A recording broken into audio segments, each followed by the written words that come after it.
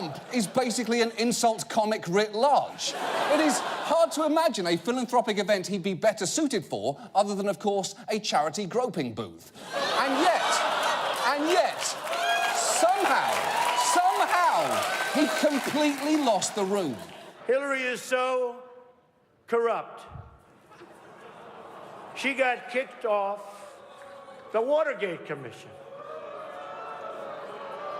Here she is tonight, in public, pretending not to hate Catholics.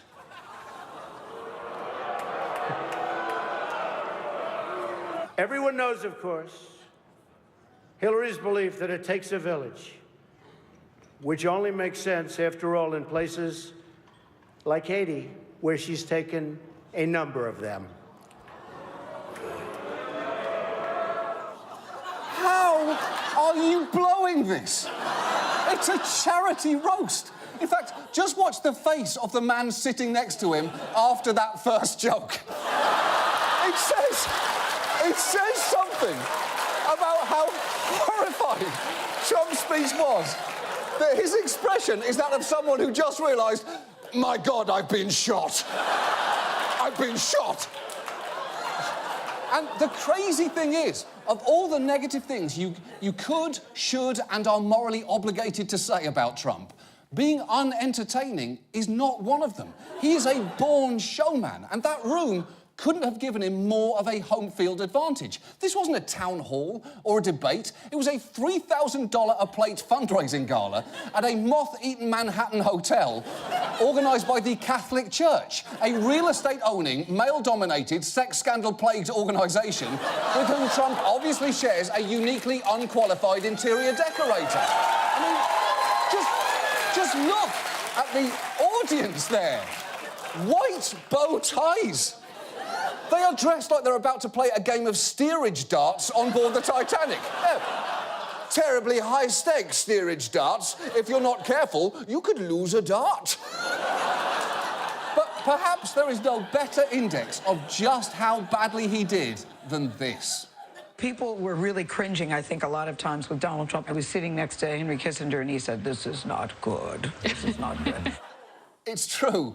Henry Kissinger thought Trump bombed horrifically. And Henry Kissinger is pretty much the world's leading authority on horrific bombings. And yet, despite the audible boos he heard during his speech, Trump somehow did not seem to be aware of how badly he was doing. Hillary believes that it's vital to deceive the people by having one public policy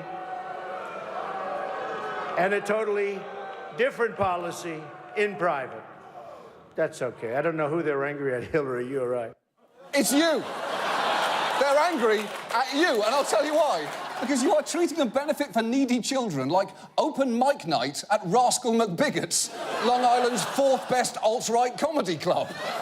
But perhaps the reason that Trump did so poorly is that the Al Smith dinner is supposed to involve a healthy share of self-deprecation, and he is almost pathologically unable to acknowledge any flaw or fault. In fact, there was one revealing moment in Wednesday's debate when Hillary Clinton hit something of a nerve. There was even a time when he didn't get an Emmy for his TV program 3 years in a row, and he started tweeting that the Emmys were rigged again. Should have gotten it. Of course. Of course. Of course he wants an Emmy. It's a woman, it's gold, and it's proportionate to his tiny hands.